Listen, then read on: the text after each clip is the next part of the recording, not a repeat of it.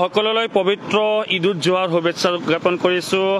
পথ সুৰক্ষা জীৱন ৰক্ষা ইতিমধ্যে ফকীৰগঞ্জ আৰক্ষী থানাৰ ভাৰপ্ৰাপ্ত আৰক্ষী বিষয়া কুন্দন ৰবিদাস ছাৰ ইতিমধ্যে ঈদ উপলক্ষে যিহেতু আপোনালোকে জানে সঘনাই পথ দুৰ্ঘটনা হয় আৰু ইতিমধ্যে তাৰ প্ৰতি লক্ষ্য ৰাখি ইতিমধ্যে কিন্তু প্ৰতিটো স্থানতেই আৰক্ষীয়ে ইতিমধ্যে কটকটীয়াকৈ তালাচী বা কটকটীয়াকৈ বাইক আৰোহীসকল যিসকল আছে তেখেতসকলক কিন্তু ইতিমধ্যে ৰাস্তাত ৰখাই কিন্তু হেলমেট পৰিধান কৰিছে বা স্পীড কেনেকুৱা ইতিমধ্যে সুন্দৰভাৱে ইতিমধ্যে কিন্তু দেখুৱাই আছো। তেখেতে কিন্তু ইতিমধ্যে অঞ্চলখিনি পৰিদৰ্শন কৰিলে। ছাৰ, ঈদৰ সময়ত কিন্তু আচলতে আপোনাক প্ৰথমে ধন্যবাদ, ঈদৰ শুভেচ্ছা জনাইছোঁ আপোনাক।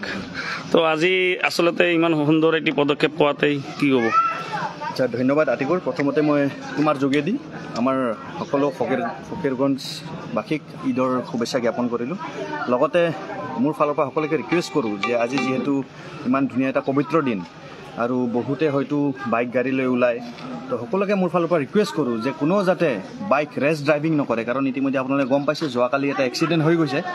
তো আমি বিচাৰোঁ যাতে আজি হাঁহি ফূৰ্তিৰ দিন আৰু ঘৰত যাতে কান্দোন নহয়। আৰু মোৰ ফালৰ পৰা বহুত ৰিকুৱেষ্ট থাকিব, সকলোৱে যাতে বাইক খুব ধুনীয়াকৈ চলাওক, লাহে ধীৰে চলাওক, হেলমেট পৰিধান কৰক, তিনিজন নুঠাওক আৰু খুব ধুনীয়াকৈ আজিৰ দিনটো উপভোগ কৰক। চ' ছাৰ, আপোনালোকে আজি গোটেই দিন মানে থানাৰ পৰা পেট্ৰলিং থাকিব? হয় হয়, আজি আছোঁ, আমি গোটেই দিন আছোঁ, গোটেই আমি ফিল্ডতে আছোঁ, ৰাউণ্ড আছে, পেট্ৰলিং আছে, ৰাইডাৰ পাৰ্টি আছে।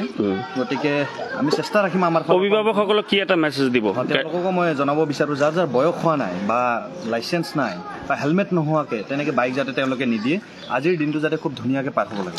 ধন্যবাদ জনাইছোঁ সন্মানীয় কুন্দন ৰবিদাস ছাৰক।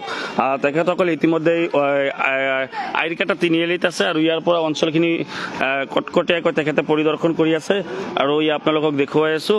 গতিকে পথ সুৰক্ষা জীৱন ৰক্ষা আৰু ইতিমধ্যে খুব সুন্দৰভাৱে ঈদ উপলক্ষে তেখেতে ইতিমধ্যে অঞ্চলখিনি পৰিদৰ্শন কৰি আৰু ৰাইজক সজাগতা কৰিলে। ধন্যবাদ জনাইছোঁ সন্মানীয় কুন্দন ছাৰক।